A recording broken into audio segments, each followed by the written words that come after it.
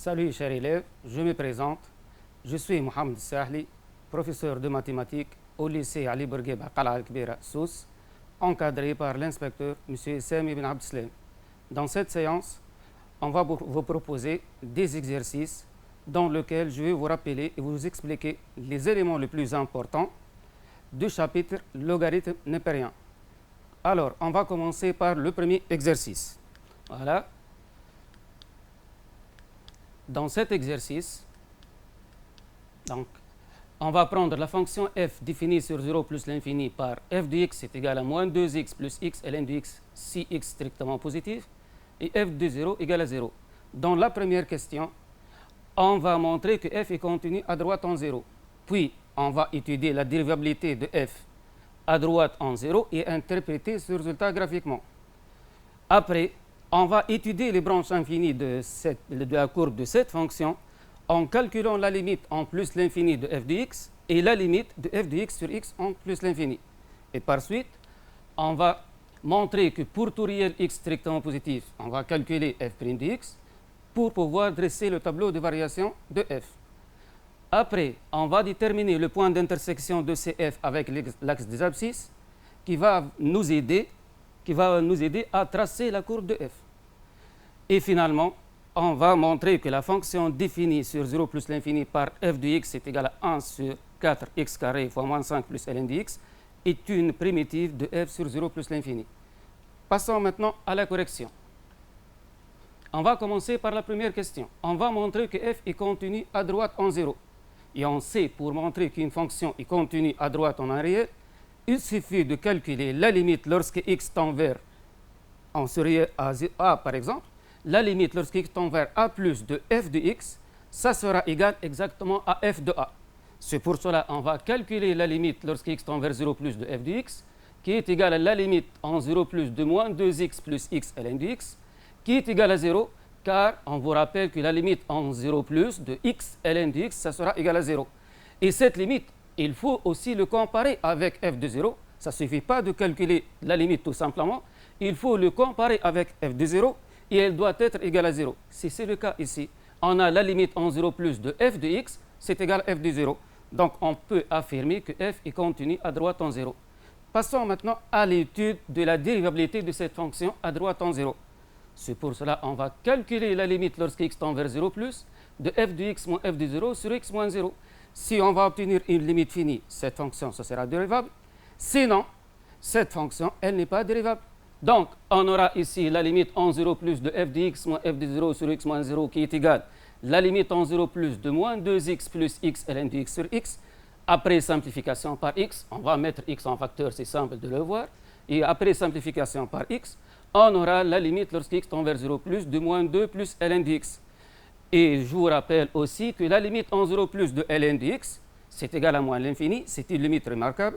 Donc, cette limite, c'est-à-dire la limite en 0 plus de f de x moins f de 0 sur x moins 0, ça sera égal à moins l'infini. Et puisque ce n'est pas une limite finie, donc cette fonction n'est pas dérivable à droite en 0.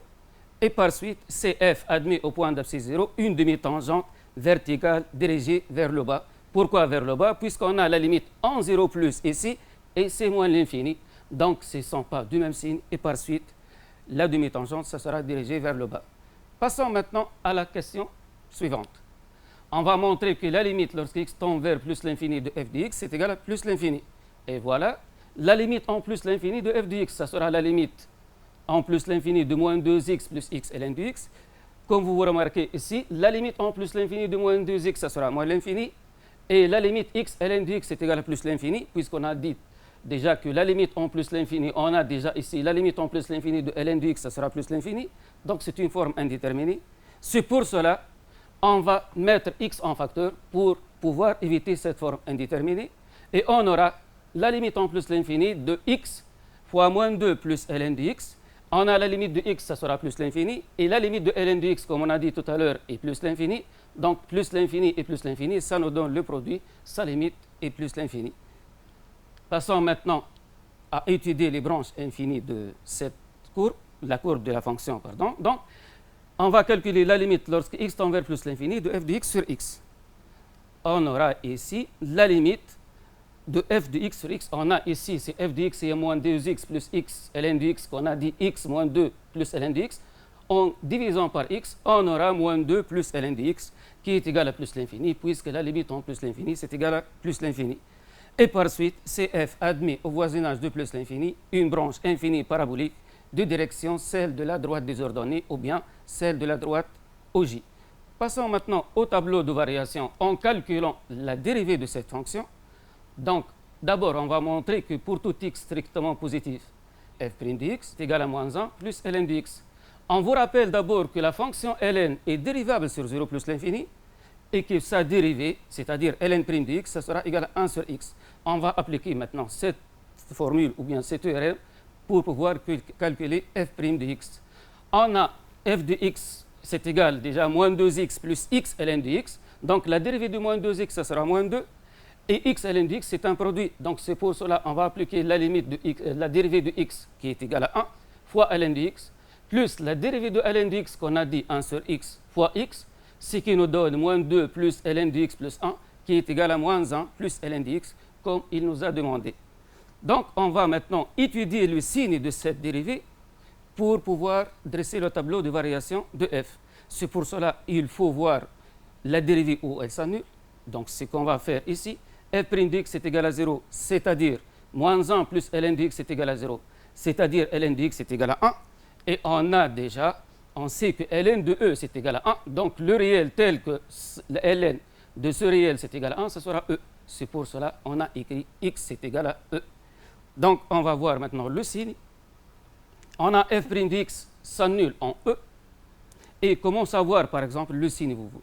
Il faut voir le signe de f' de x. On a dit ici c'est positif et ici est négatif. Je vais vous expliquer pourquoi il est positif sur l'intervalle, par exemple, e plus l'infini.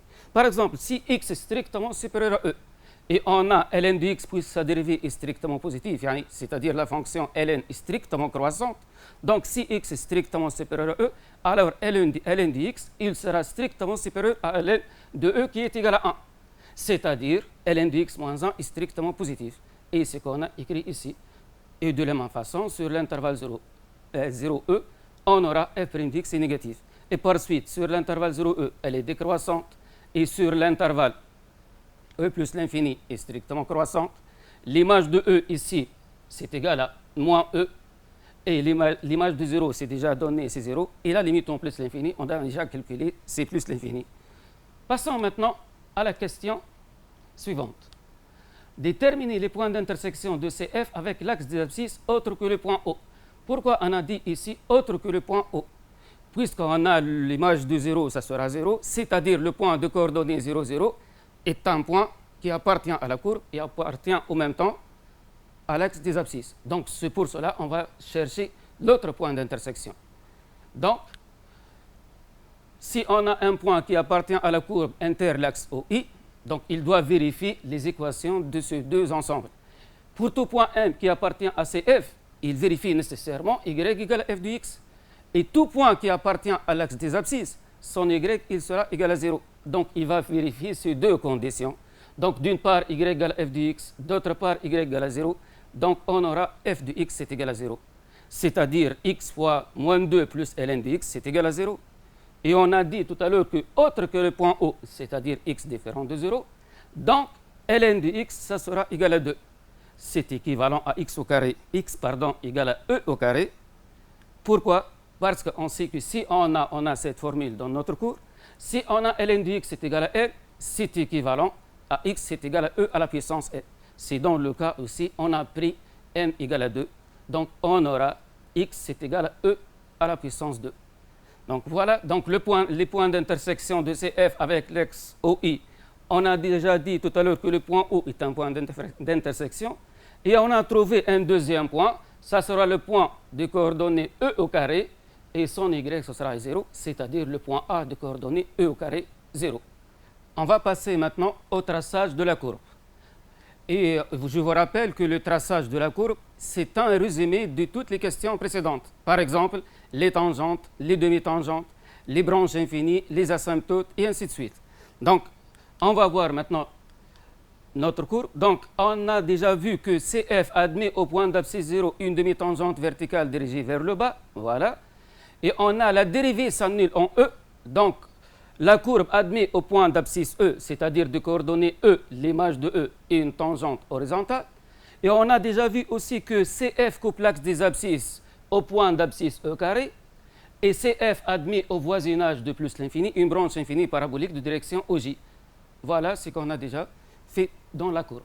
On va passer maintenant à la dernière question de cet exercice, dans lequel on va montrer que la fonction f définie sur 0 plus l'infini ouvert par f de x est égal à 1 quart x au carré fois moins 5 plus ln de x est une primitive de f sur 0 plus l'infini. On vous rappelle d'abord que pour montrer qu'une fonction grand f est une primitive de petit f sur un intervalle i, il faut montrer que f est dérivable sur i et que c'est f' grand f' de x c'est égal à petit f de x pour tout x qui appartient à i. Prenons maintenant f de x qui est égal grand f de x qui est égal à 1 quart x au carré fois moins 5 plus ln de x. Cette fonction, elle est dérivable sur 0 plus l'infini ouvert puisque c'est le produit de deux fonctions dérivables. Donc cette première fonction qui est u de x est égale à 1 quart x au carré, c'est une fonction polynôme. Donc elle est dérivable sur n'importe quel intervalle que nous voulons. Et moins 5 plus ln de x, donc elle est dérivable aussi sur 0 plus l'infini ouvert, puisqu'on a dit tout à l'heure que ln de x est dérivable sur 0 plus l'infini ouvert. Donc, f grand f' de x, c'est égal, donc on va prendre pour tout x qui appartient à 0 plus l'infini ouvert, on va appliquer la formule de produit, puisque ici c'est u de x fois v de x. U de x fois v de x, donc sa dérivée, ça sera u' fois v plus v' fois u, c'est-à-dire la dérivée de 1 quart x au carré, ça sera 1 quart fois la dérivée de x au carré qui est égale à 2x fois v qui est moins 5 plus ln de x. Puis la dérivée de v qui est la dérivée de moins 5 plus ln de x qui est égale à 1 sur x fois u de x qui est égal à 1 quart x au carré. On aura ici alors, donc après développement, on va avoir moins 5 demi x plus x ln de x plus 1 quart. Et finalement, grand f de x, ça sera égal à petit f de x. Et par suite, f est une primitive de petit f sur 0 plus l'infini ouvert. Comme ça, on a terminé la correction du premier exercice et on va passer à l'exercice numéro 2.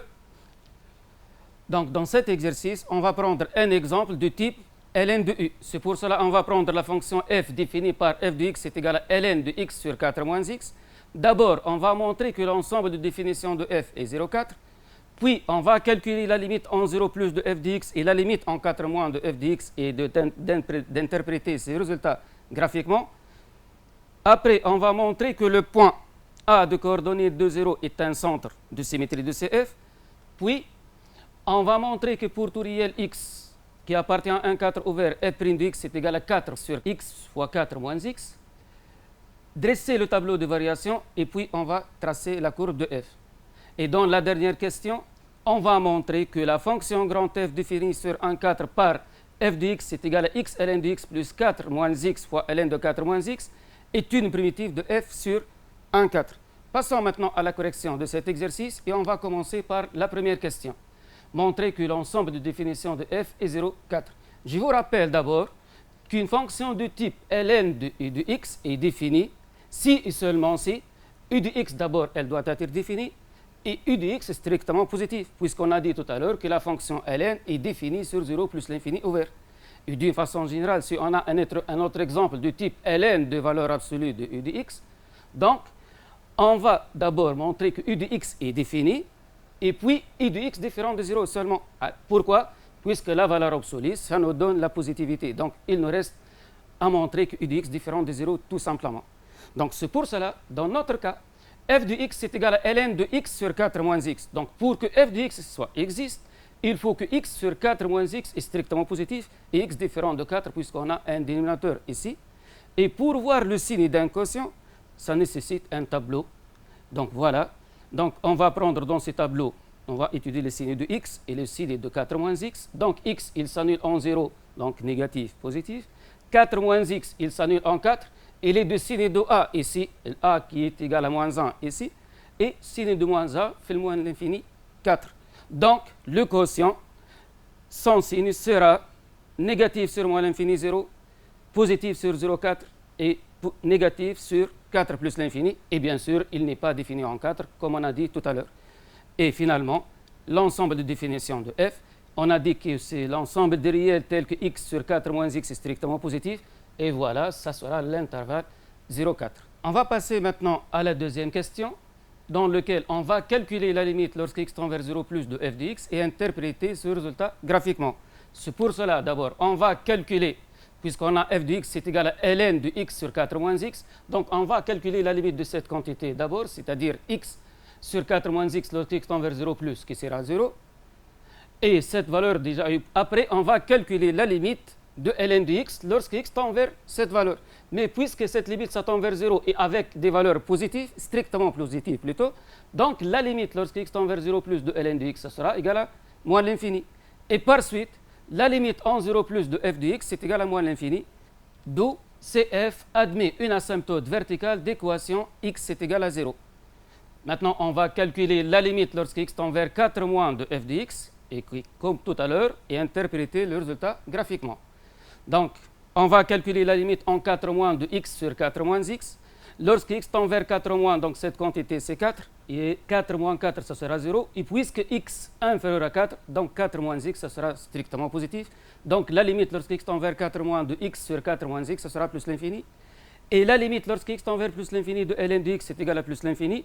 D'où la limite de f de x lorsque x tend vers 4 moins, c'est plus l'infini. Et par suite, CF admet une asymptote verticale d'équation x est égal à 4. Passons maintenant à la question suivante. Donc, on va montrer que le point A de coordonnées 2, 0 est un centre de symétrie de CF.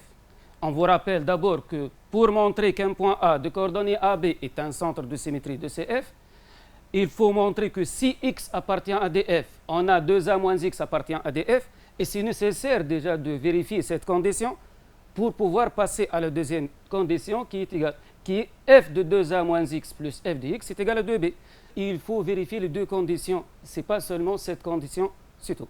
C'est pour cela on va montrer d'abord la première condition, c'est-à-dire si x appartient à df, on va montrer que 2a moins x appartient à df, c'est-à-dire 2, c'est quoi 2a moins x? Puisque a dans notre cas c'est 2. Donc, c'est-à-dire 2 fois 2, c'est 4 moins x. Donc, on va montrer que 4 moins x appartient à df. On commence par x appartient à df, c'est-à-dire x entre 0 et 4. On multiplie par moins 1, on aura moins x entre moins 4 et 0. Et en ajoutant 4 de deux côtés, on aura finalement 4 moins x entre 0 et 4, c'est-à-dire 4 moins x appartient à df. Passons maintenant à la deuxième condition. Donc, on va montrer que f de 2a moins x plus f de x, c'est-à-dire f de 4 moins x plus f de x, on va montrer que c'est égal à 2b. Donc, on va remplacer dans l'expression de f de x, x par 4 moins x, on aura ln de 4 moins x sur 4 moins 4 moins x plus f de x. En simplifiant cette expression, on aura ln de 4 moins x sur x plus ln de x sur 4 moins x, qui est égal à ln de 4 moins x sur x fois x sur 4 moins x, puisqu'on a ici, pour tout réel a et b strictement positif, ln de a plus ln de b, c'est égal à ln de a fois b. Et par suite, on aura ici, toute cette quantité, ce sera égal à 1. Donc, ln de 1 qui est égal à 0, c'est-à-dire 2 fois 0, c'est-à-dire 2 fois b, puisqu'on a b dans notre cas, c'est égal à 0. D'où le point de coordonnées 2, 0 est un centre de symétrie de CF. Passons maintenant à la question suivante. Donc, on va montrer que pour tout x qui appartient à un 4, on a f' de x, c'est égal à 4 sur x fois 4 moins x. C'est pour cela que je vais vous rappeler que pour montrer qu'une fonction de type f de x est égal à ln de u de x, pour montrer qu'elle est dérivable sur un intervalle i, il faut montrer que u est dérivable sur i, et u de x est strictement positif pour tout x qui appartient à i, puisqu'on a ln est dérivable sur 0 plus l'infini ouvert. Et dans ce cas, la dérivée de f, ça sera u' sur u. Donc, on va appliquer cette formule dans notre exemple. Donc, puisqu'on a f de x est égal à ln de x sur 4 moins x, c'est-à-dire u de x dans notre cas, ça sera x sur 4 moins x.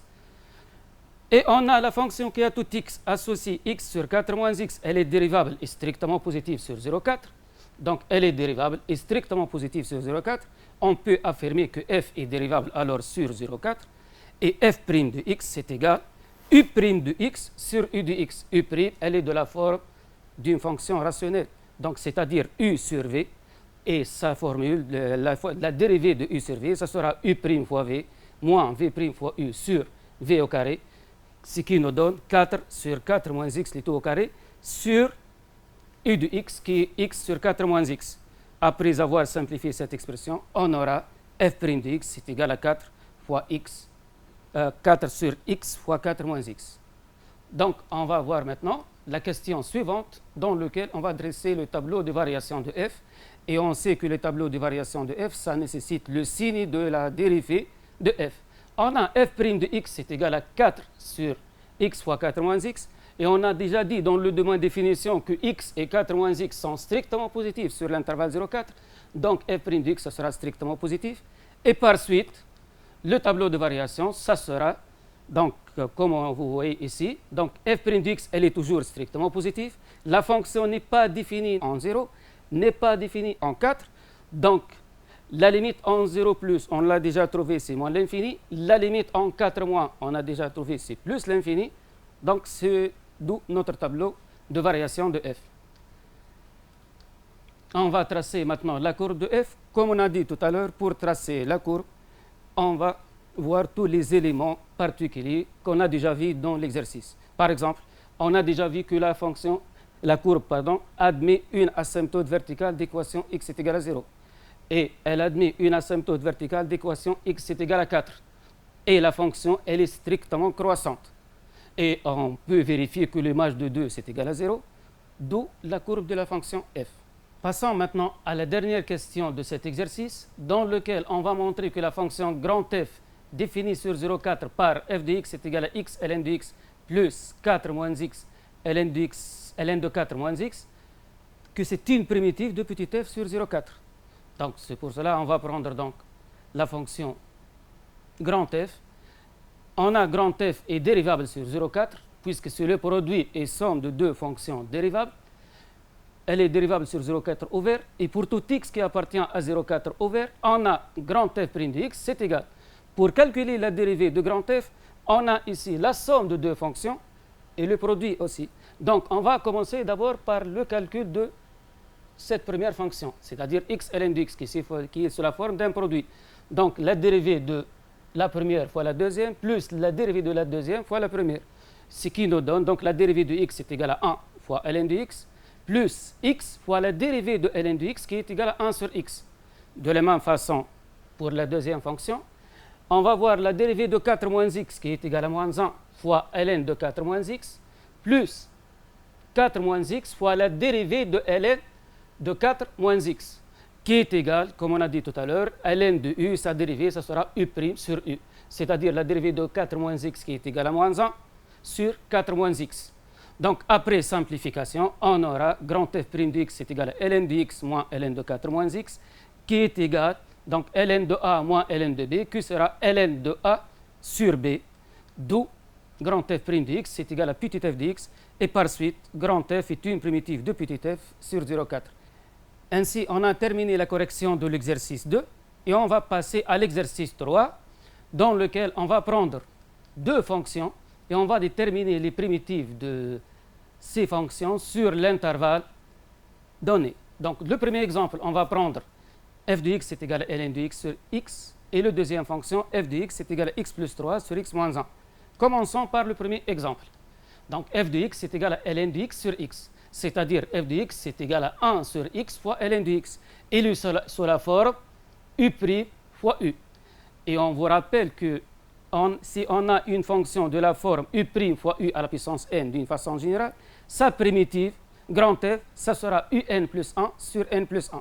En appliquant cette formule dans notre exemple, puisqu'on a u' fois u avec u de x, c'est ln de x, et sa dérivée, c'est 1 sur x, donc ça sera ln de x au carré sur 2, c'est-à-dire n demi ln carré de x, plus c avec c qui appartient à R. Passons maintenant au deuxième exemple. On a f de x est égal à x plus 3 sur x moins 1. Donc, pour tout x différent de 1, on a f de x c'est égal à x plus 3 sur x moins 1, qui est égal à x, on va remplacer 3 par 4 moins 1 pour pouvoir apparaître x moins 1 et faire une simplification. Donc, il sera x moins 1 plus 4 sur x moins 1. Donc, x moins 1 sur x moins 1, ça sera égal à 1, plus 4 sur x moins 1, c'est-à-dire 1 plus 4 fois 1 sur x moins 1, puisqu'on a dit toujours, on laisse la constante à côté. Donc, elle est sous la forme u' sur u, puisque la dérivée de x moins 1, c'est égal à 1. Donc, elle est sous la forme u' sur u. Et on vous rappelle, si on a une fonction de la forme U' sur U, avec U une fonction dérivable i différente de 0 sur l'intervalle i, alors une primitive grand F de petit f, ça sera ln de la valeur absolue de U. Donc, on va appliquer alors cette formule. On aura grand F de x, une primitive de 1, ça sera égal à x. Donc, le 4, on le laisse à côté. Et ici, elle est de la forme U' sur U avec U de x, c'est x moins 1. Donc, sa primitive, ça sera ln, en réalité, ln de valeur absolue de x moins 1. Mais puisqu'on travaille sur l'intervalle 1 plus l'infini ouvert, x moins 1, ce sera strictement positif. Donc, finalement, grand F de x, ce sera x plus 4 ln de x moins 1 plus c avec c appartient à R. Ainsi, on a terminé notre séance. J'espère que les objectifs de cette séance sont atteints. Chers élèves, merci pour votre attention. Bon courage et bonne réussite.